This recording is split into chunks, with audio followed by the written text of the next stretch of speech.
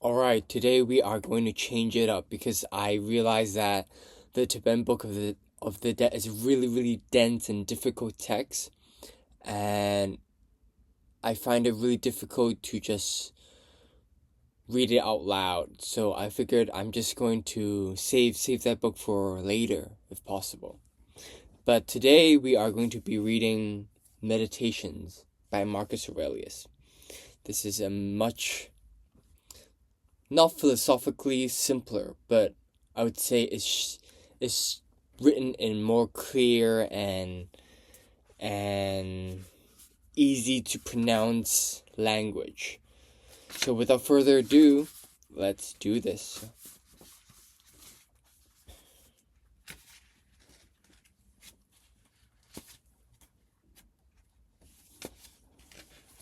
Oh, and today we are going to be reading for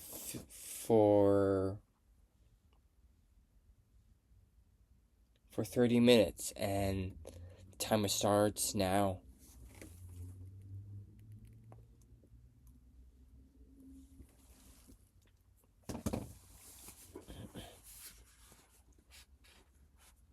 From my grandfather, Verus, decency and a mild temper. From what they say, and I remember of my natural father, integrity and manliness. From my mother, piety, generosity, and the avoidance of wrongdoing, and even the thought of it. Also simplicity of living, well clear of habits of the rich. From my great-grandfather, who not to have attended schools for the public, to have good teachers at home, and to realize that this is the sort of thing on which one should spend lavishly. From my tutor, not to become green or blue supporter at the races, or side with lights or heavies in the amphitheater, to tolerate pain and feel few needs, and to work with my own hands and mind my own business, to be deaf to malicious gossip. From Diogenes, to avoid empty enthusiasm, to believe all that is talked by miracle mongers and quacks about incantation, exorcism of demons, and the like. Not to hold quail fights or be excited by such sports. To tolerate plain speaking, to have affinity for philosophy, to attend the lectures of first, and to attend the lectures first of Bacchius, and then of Tendasis, and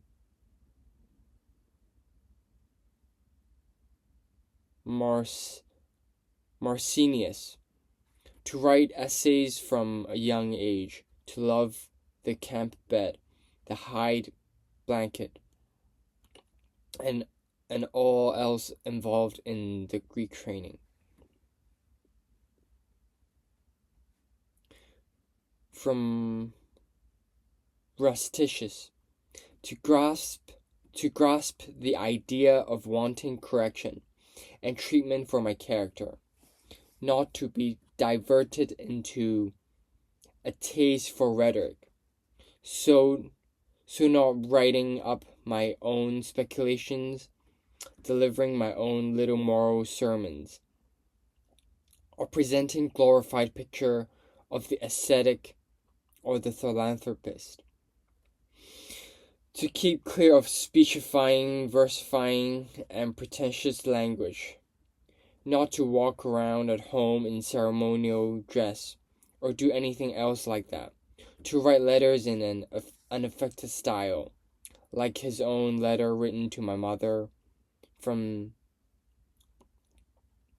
Sinuessa.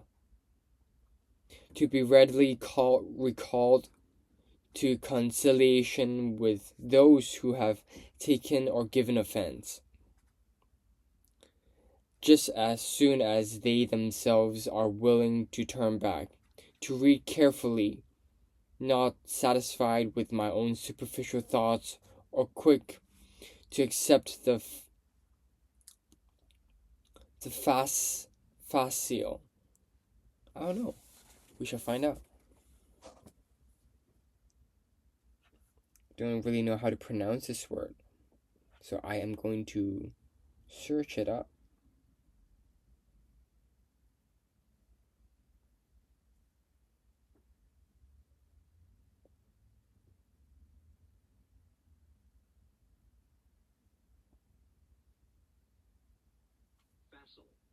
Facile. F-A-C-I-L-E. Facile. Facile. Accept the facile views of others, to have encountered the discourses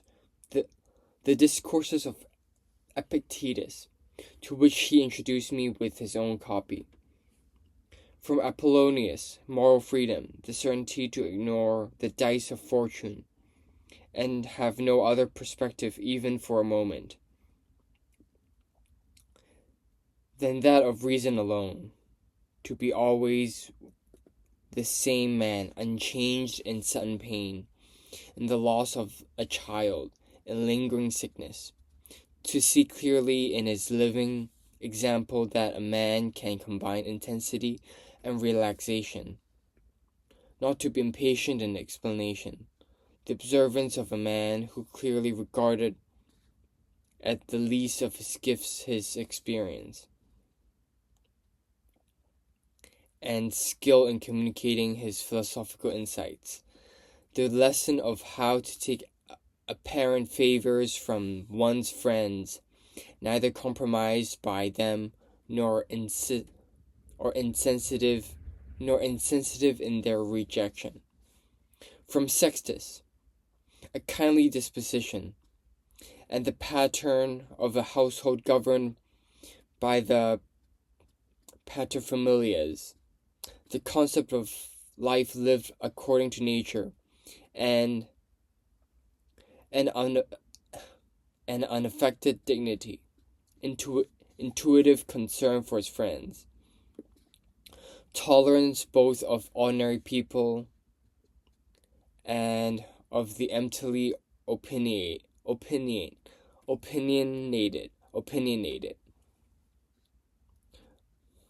of the ordinary people and of the emptily opinionated,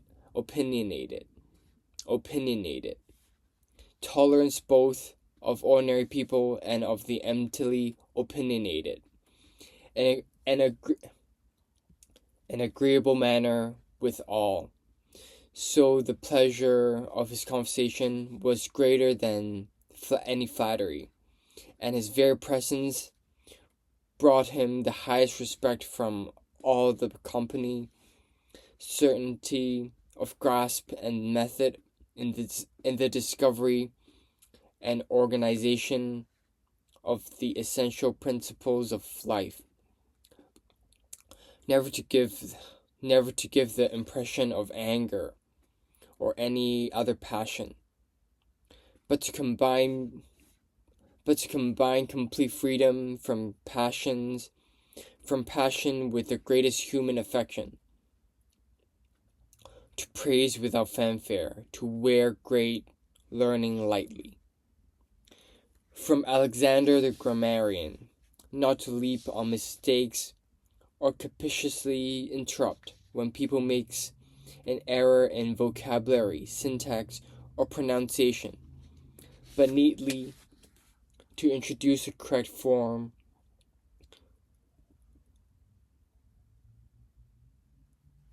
to introduce the correct from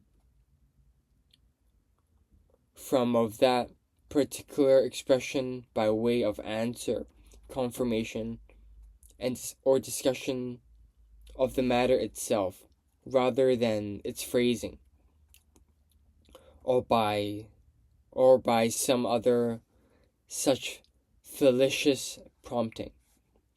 From Fronto, to understand the the effect of suspicion, caprice, and hypocrisy in the exercise of absolute rule, and that for the most part these people we call patricians are somewhat short of human affection. From Alexander the Platonist, rarely and never without essential cause to say or write to anyone, I am too busy, nor to use a similar excuse, advancing pressure of circumstances, in constant avoidance of the proprieties inherent in our relations to our fellows and contemporaries. From Catullus, not to spurn a friend's criticism, even if it may be unreasonable, even if it may be an unreasonable complaint, but to try to restore his usual feelings, to speak of one's teachers with wholehearted gratitude, as is recorded of Domitius and Athenodotus,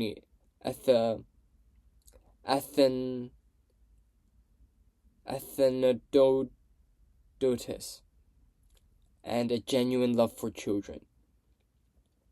From Severus, love of family, love of truth, love of justice, to have come by his help to understand Thracia, Helvidius, Cato, Dio, Brutus, to conceive the idea of a balanced constitution, a commonwealth based on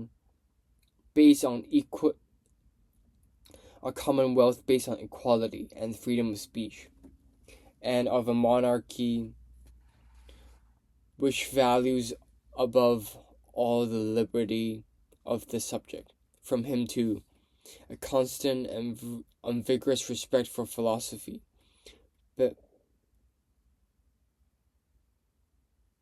beneficence, unstinging generosity, optimism, his confidence in the affection of his friends, his frankness with those who met with his censure, and open likes and dislikes, so that his friends did not need to guess at his wishes. From Maximus, self-mastery, immune to any passing whim, good cheer in all circumstances, including illness, a nice balance of character, both gentle and dignified, and uncomplaining energy for what needs to be done. The trust he inspired in everyone that he meant what he said, and was well introduced in all that he did. Proof against surprise or panic, in nothing either hurried or hesitant, never short of resource, never downcast or cringing, or on the other hand angry or suspicious. Generosity in good works, and a forgiving and truthful nature. The impression he gave of undeviating rectitude. The impression he gave of undeviating rectitude, as a path chosen rather than enforced. The fact that no one would ever have thought himself belittled by him, or presumed to be considered himself superior to him, and a pleasant humor. For my adoptive father, gentleness, and an immovable adherence to decisions made after full consideration. no vain taste for so-called honors, stamina and perseverance, a ready ear for anyone with any proposal for the common good, to reward impartially, giving everyone their due, experience of where to tighten, where to relax, putting a stop to homosexual love of young men. Ooh, okay. I mean, this is ancient Rome. A common courtesy, excusing his court from constant attendance at dinner with him, and the obligation to accompany him out of town, and those kept away by some other commitments always find him no different towards them, focused and persistent in deliberation and counsel, never satisfied with first impressions, and leaving a question prematurely. The concern to keep his friends with no extremes or surfeit or favoritism, His own master in all things. His own master in all things. Celsius, please sponsor me.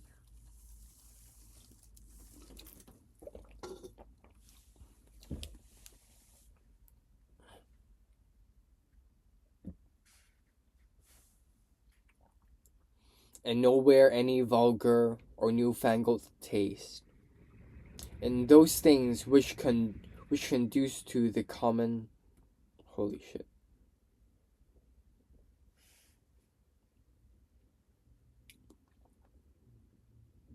His own master in all things, and serene with it, foresight for the longer issues, and unfussy control of the least detail. The check he put in his reign on acclamations and all forms of flattery.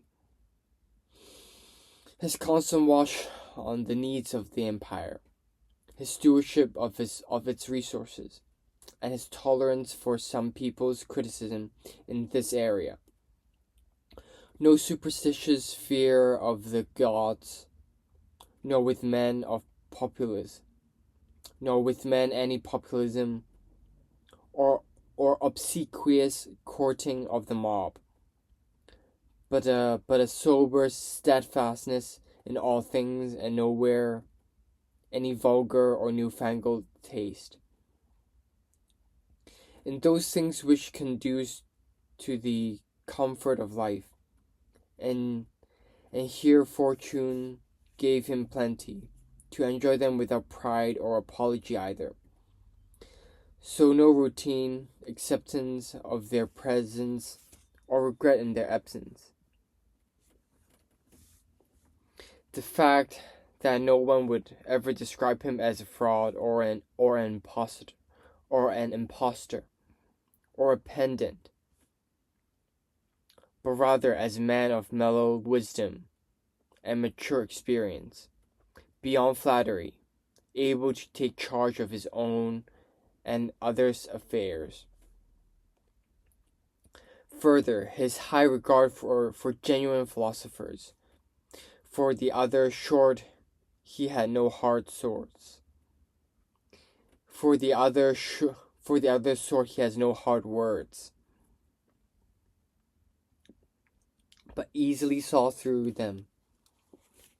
Sociability too, and a sense of humor, not taking to excess, sensible care of his own body, neither vain or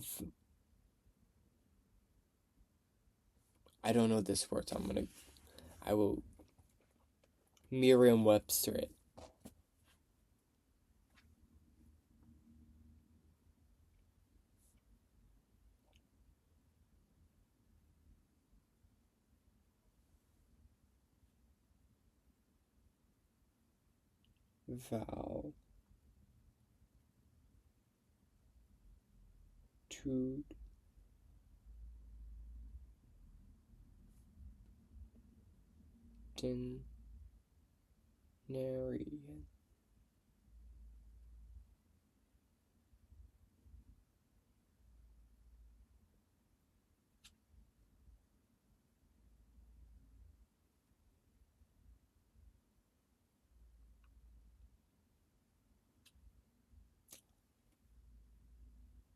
Valetudinarian.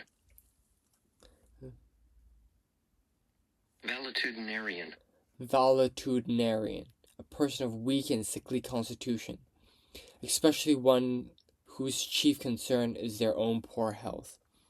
Interesting.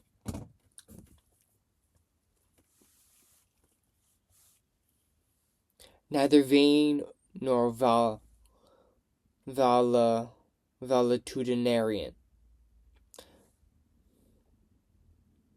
but not neglectful either, so that his own attention to himself left very little need for doctors, doses, or applications.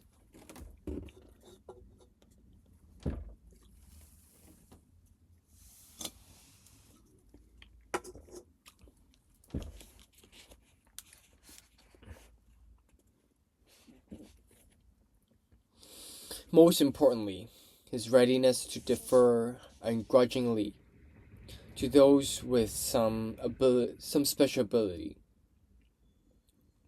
It may be in literal expression, or the study of laws or customs, or any other subject, and to give them his own active support to reach acknowledged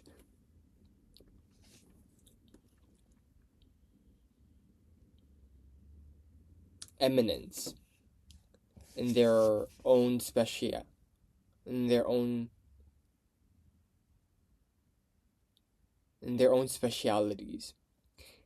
acting always in accordance with tradition, yet not making the preservation of tradition an overt aim. Further, no liking for change and chance, but a settled habit in the same places and the same practices.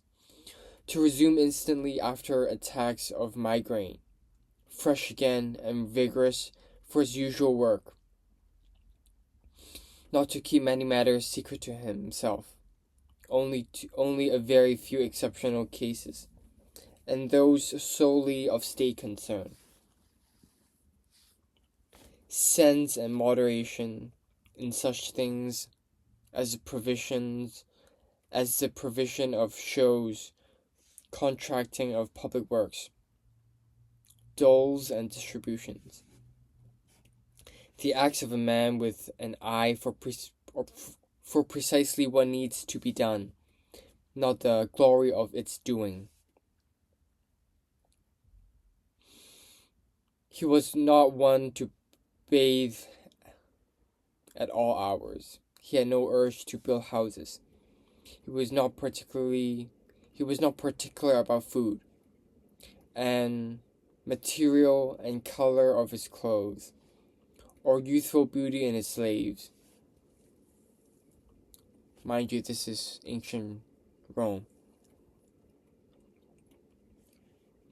The fact that his dress came from Lorium, sent up from his country house there, and many details of his way of life at Lanuvium,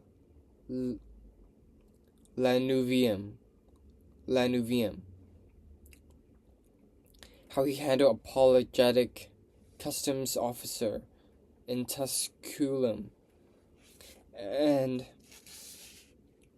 all such modes of behavior.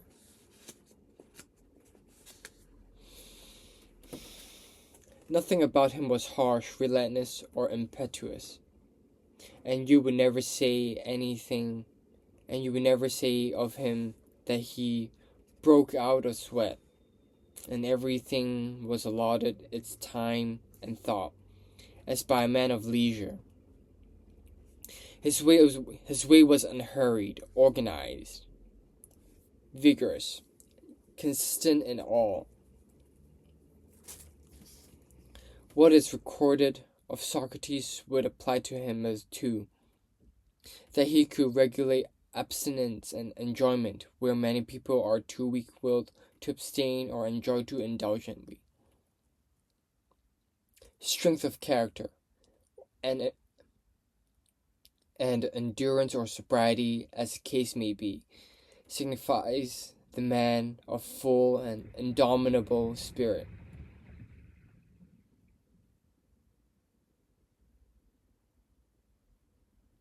As was shown by Maximus in his illness.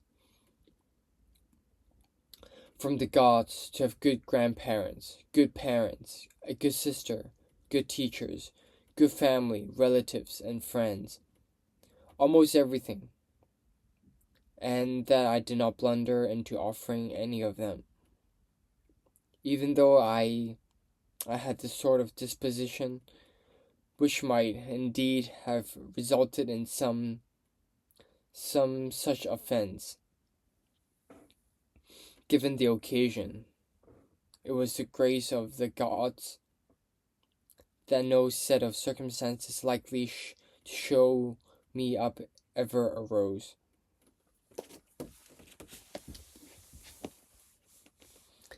That I was not brought up any longer than I was with my grandfather's mistress. That I kept my innocence, leaving sexual experience to the proper time and indeed somewhat beyond it. That I came under a ruler and a father who was to strip me of all conceit and bring me to realize that it is possible to live in a palace without feeling the need for bodyguards or fancy uniforms or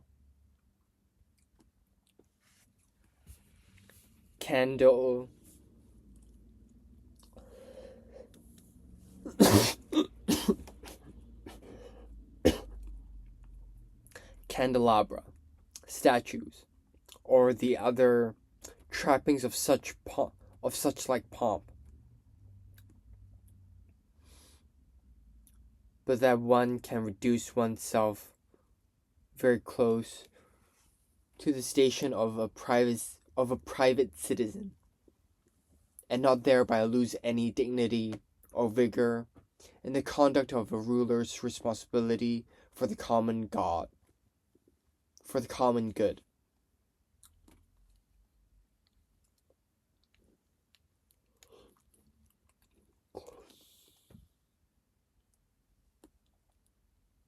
That I was blessed with a brother whose character could spur me to care for myself, and whose respect and affection were likewise a source of joy to me. That my children were not born short of intelligence or physically deformed. That I did not make further progress in rhetoric, poetry, and other pursuits in which I could well have been absorbed. If I had felt this my right path, that I was quick to raise my tutors to public office, which I thought they desired, and did not put them off, in view of their youth, with promises for the future, that I came to know Apollonius, Rusticus, and Maximus. That I acquired a clear, constant picture of what is meant by the life of according to nature. So that with regard to the gods, the communications from that world, their help and their inspiration, nothing now prevents me living the life of nature. My falling somewhat short still is due to my own fault, and my failure to observe the promptings, not to say the instructions, of the gods. That my body has held out so far in a life such as mine. that I never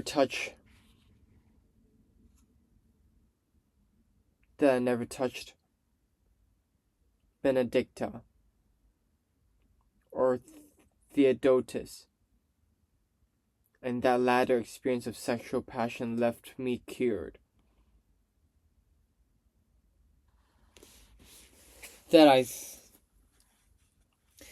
though I was often angry with Restitius, my behavior never went to the point of regret.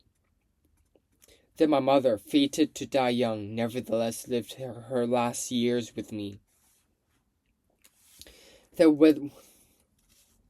whenever I wanted to help someone in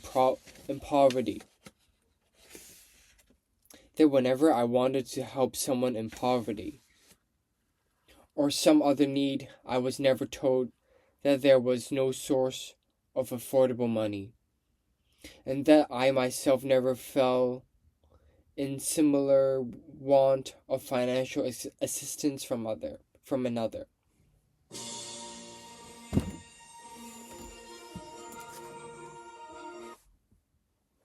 I will finish this paragraph and it's going to be book 2. That my wife is, as she is, so submissive, loving, and unaffected, and that I found no lack of suitable tutors for my children. That I was given help through dreams, especially how to avoid spitting blood and bouts of dizziness. And the response of the oracle at Keita, just as you use yourself. That for all my love of philosophy, I did not fall in with any sophist, or devote my time to the analysis of literature or logic, or busy myself with cosmic speculation. All these things need the help of God's and fortune's favor.